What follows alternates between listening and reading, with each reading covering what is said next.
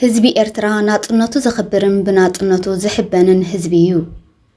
ኣብዚ ዝሓለፈ ሰሙናት በቲ ብናይ ኢትዮጵያ ወጻኢ ጉዳያት ተወካሊ ዝኾነ ዲና ሙፍቲ ዝበሃል ንጉዳይ ኤርትራውያን ኣብ ናጽነቶም ዘለዎም እምነትን ዕግበትን ኣመልኪቱ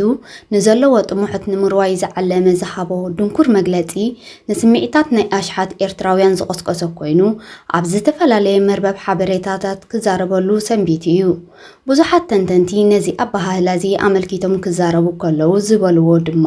ናይዚ ኣባህላዚ ምንጪ እቲ ማእከላይ መንግስቲ እምበር ውልቀ ሚዛን መዐቀንን ናይ ሓደ ባእታ ከም ዘይኮነ ብስነ ሞገት ይገልጹ። ናይዚ ምኽንያት ድማ እቲ ናይ ወጻኢ ጉዳያት ወኪል ኣፈኛ ናይቲ ዝውክሎ መንግስቲ ስለ ዝኾነ ሓደ ሃገር ዝውክል በዓል ስልጣን ካብቲ ዝተዋህቦ ሓላፍነትን ግዴታን ወጻኢ ምዝዛረብ ወይ ምዝሰርሕ ድማ ቀጥታ ዕላዊ ተሓታቲ ይኸውን። እቲ ጉዳይ ከምዚ ስለ ዝኾነ ድማ ነቲ ነዚ ቃል እዚ ዝተዛረበ ሰብ ካብቲ ማእከላይ መንግስቲ ዝኾነ ይኹን ዘኸትለሉ ሳዕቤን ኣይተሰምዐን። ኣብዚ ንኢትዮጵያውያን ክበርሃሎም ዘድሊ ብዙሕ ነገራት ከም ዘለዩ ዘዘኻኽር ገለ ካብኡ ድማ ሃገረ ኤርትራ ትበሃል መን እያ? ንሕና ኤርትራውያን ከ መን ኢና? ህዝቢ ኤርትራ ኸ እንታይ ዓይነት ታሪኽን ተመክሮን ኣሕሊፉ ኣብዚ ሕጂ ዘለዎ መዋዕል ዝበፅሐ? እዛ ሎሚ ኤርትራ ትበሃል ሃገር ብጥንቲ ብታሪኽ ኣፍ ደገን መመሓላለፍን ናይ ዝተፈላለየ ናይ ምዕብልና መድረኻት ዝልለ ካብ ምብራቕን ሰሜንን ናብ ቀርኒ ኣፍሪቃ ዝመፁ ንግዳውያን መግዛእታውያን ምንቅስቓሳት ኮይና ንነዊሕ መዋዕል ድሕሪ ምጽናሓ ኣብ መፋርቕ 19 ክፍለ ዘመን ድማ ኣብ ትሕቲ ኤሮጳዊ መግዛእቲ ማለት መንግስቲ ጣልያን ብምእታው እዚ ሕጂ ሒዛቶ እትርከብ ጂኦፖለቲካዊ ቅርጺ ዝሓዘለት ሃገር እያ። ኣብዚ ዝተባህለ እዋን እታ ሎሚ ብኢትዮጵያ እትፍለጥ ዘላ ሃገር ንርእሳ ነዚ ሎሚ ሒዛቶ ዘላ ጂኦፖለቲካዊ ቅርጺ እትውንን ሃገር ኣይነበረትን። እዚ ታሪኻዊ ባእታን ኩንነትን እዚ ድማ ንህዝቢ ኤርትራ ኣብ ምምዕባል ሓድነታውን ሃገራውን ስምዒቱ ማለት ከም ኤርትራዊ ሕብረተሰብ ዓቢ ረቓሒ ኮነ። ኣብ ከምዚ ዝኣመሰለ ናይ ታሪኽን ተመክሮን ጉዕዞ ሓበራዊ ህይወት ድማ ብሓደ ፍሉይ ጂኦፖለቲካዊ ከባቢ እትግለጽ ሃገር ብሓደ ብኤርትራውነት ዝልለ ስነ ኣእምሮ ብሓደ ሃገራዊ እምነትን ሓደ ዕዳጋን ሓበራዊ ልምድታትን ወዘተ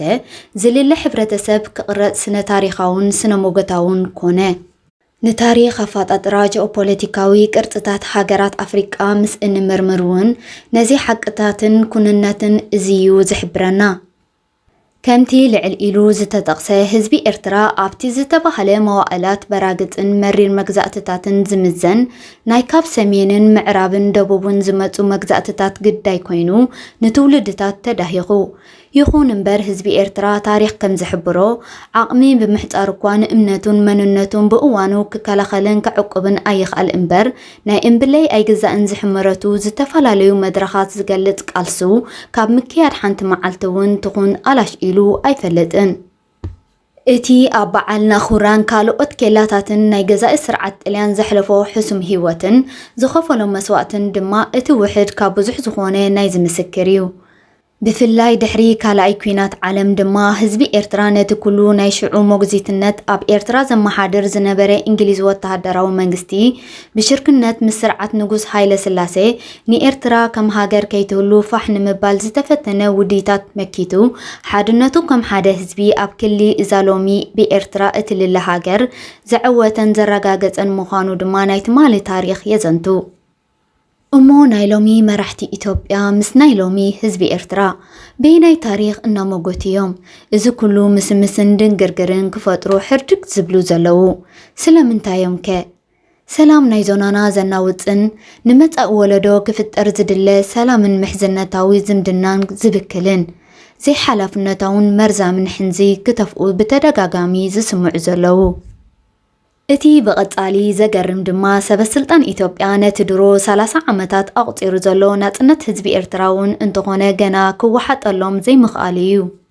ኣብዚ ኣነ ባዕለይ ከም ናይ ዓይኒ ምስክር ኣብ ግዜ ዕድመይ ጥራሕ በቶም እናተቐያየሩ ንኤርትራ ዝገዝኡ ስርዓታት ኢትዮጵያ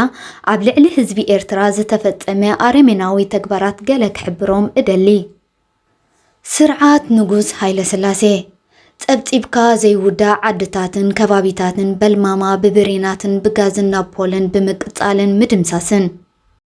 ስነ ጽሑፍ ትግርኛ ካብ ህልውና ንምልጋስ ኣኪብካ ላምባ ብምንስናስ ሓዊ ምቅጻል ንንጹሃት ኤርትራውያን ብወንበዴታት እነወንጀልካ መዓልታዊ ብገመድ እነሓናቕካ ኣብ ዕዳጋታት ተንጠልጢሎም ከም ዝውዕሉ ምግባር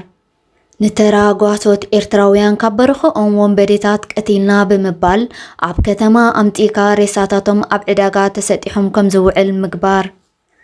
ንጡኑሳት ኣዴታት ኤርትራውያን ወዲ እንተወሊደን ወንበዴ ክኸውን ብማለት ከብደን ቀዲድካ ምስ ናጽላታተን ምቕታል ብወንበዴ ተጠርጢርካ ብማለት ብዘይ ዝኾነ ጭብጢ ንሕልፈት ብምፍራድ ኣብ ቤት ማእሰርቲ ዓለም በቃ ኣዲስ አበባ ኮነ ኣብ ውሽጢ ኤርትራ ዝነበረ ቤት ማእሰርትታት ንጹሃት ኤርትራውያን ሞሽሙሾም ከም ዝመቱ ምግባር እንስሳታት ኤርትራ መገበትን መሳርሕን ናይ ወንበዴታት እየን ብምባል ብብሬናት ምርሻንን ምጽናትን ስርዓት ደርጊ ነቲ ብንጉስ ሃይለ ስላሴ ዝፍጸም ዝነበረ ኢሰብኣዊ ተግባራት ብዘለዎ ብምቕጻል ተወሳኺ ብደርጊ ዝተኣታተወ ግፍዕታት ብቀይ ሸብር ዝበሃል ናይ ግብረ ሽበራ ሓይሊ ብዘይ ሓደ ምኽንያት ንመንእሰያት ኤርትራውያን ኣብ ጽርግያታት ብኳሬንቲ ምሕናቕ ሰራዊት ደርጊ ገዛ ገዛ እናኣተው ሙሉእ ስድራ ቤታት ወንበዴ እናበልካ ምርሻን ንደቂ 7-8 ዓመት ዝዕድሚኦም ቆልዑ ዓብዮም ወንበዴ ክኾኑ እዮም ብዝብል ምስምስ ኣእዳዎም ብሳንጃ ምቑራጽ ኣብ ከተማታት ከባቢ መደበራት ሰራዊቱን ዝነበረ ባህርያውን ተኸስኪቱ ዝዓበየን ኣግራብን መሕቢኢ ወንበዴታት ክኸውን እዩ በማለት መብራስን ወዘተ ብጠቕላላ ድማ ነቲ ኤርትራ መሬታ እምበር ህዝባ ኣይድልየንን እዩ ዝብል ርኹስ ፍልስፍና ዝመምርሒኡ ኢሰብኣዊ ተግባራት ኣብ ግዜ ዕድመይ ጥራሕ ን30 ዓመታት ብመራሕቲ ስርዓት ኢትዮጵያ ኣብ ልዕሊ ህዝቢ ኤርትራ ተፈጺሙ እምበር ከስ መራሕቲ ኢትዮጵያ ክግንዘብዎ ዘለዎም ህዝቢ ኤርትራ በዝን ካልእን ኢሰብኣዊ ፍጻሜታት ሓሊፉ ተገዲዱ ኣብ ዝኣተወ ኩናት ድማ ን30 ዓመታት ብዓመፅ ተራጢሙ ኣሽሓት ህይወት ከፊሉን ኣሰንኪሉን መዕቀኒ ዘይብሉ ናይ ንብረት ዕንወት ከሲሩን ንናጽነቱ ክውን ዝገበረ ህዝቢ እዩ እዚ ብኸምዚ ዝተረጋገጸ ናጽነት ድማ ህዝቢ ኤርትራ ብናጽነቱ ኣይሕጉስን እዩ ኣይኽብሮን እዩውን ብምባል እዚ ስንክልና ናይ ፖለቲካዊ ኣተሓሳስባ ዝፈጠሮ ኣባሃህላ ካብ ምባል ሓሊፈ ካልእ መግለጺ ኣይረኽብኩሉን ከመይሲ ንሓደ ንመንነቱ ካብ ኣርባዓታት ጀሚሩ ደው ዝበለን መዕቀኒ ዘይብሉ ዋጋ ከፊሉ ዘረጋገጸን ህዝቢ ዳግም መንነቱ ከተናሽወ ኮነ ብሓይሊ ክትምንዝዖ ምህቃን ናይ መዋእላት ኩንነት ዘይቅበሎ ኮንቱ ሃንቀውታ ስለ ዝኾነ መልእኽተይ ናብ ኣሕዋት ኢትዮጵያውያን ብጠቕላላ እምበኣር እቲ ኣብ ላዕሊ ዝተዘርዘረ ኣብ ልዕሊ ህዝቢ ኤርትራ ዝተፈጸመ ኢሰብኣዊ ተግባራት ስርዓት ኢትዮጵያ ካሕስኡ ክሳብ ዘይተረኽበ ስምብራቱ ኮነ በሰልኡ ገና ደም ይነዝዕ ከም ዘሎ ክግንዘቡ ይሕተቱ ብናቶም ቋንቋ ክብሎም ዝደሊ ድማ የጎዳ ብረሳ የተጎዳ ኣይረሳም እዩሞ ጎባጢ ፈተነታት ኢትዮጵያውያን መራሕቲ ካብቲ ድሕሪ ካልኣይ ኩናት ዓለም ጀሚሩ ንኣስታት 80 ዓመታት ኣቕፂሩ ክንሱ ገና ካብ ሓንጎልኩም ከም ዘየልገሰ እዩ ዝንጽር ዘሎ ህዝቢ ኤርትራ ግን ገና ቁስሉ ከም ዘይሓወየ ክግንዘቡ የድሊ እቶም ሓልየት ህዝብና ኣለና ዝብሉ መራሕቲ ኢትዮጵያውያን እምበኣር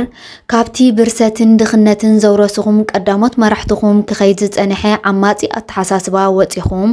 ሰላም ዝሰፈኖ ጉርብትናን ሓበራዊ ረብሓ ዘረጋግጽ ዝምድናን ዝሕመረቱ ኣተሓሳስባ ከተተኣታትው እዚ እዋን ይጠልበኩም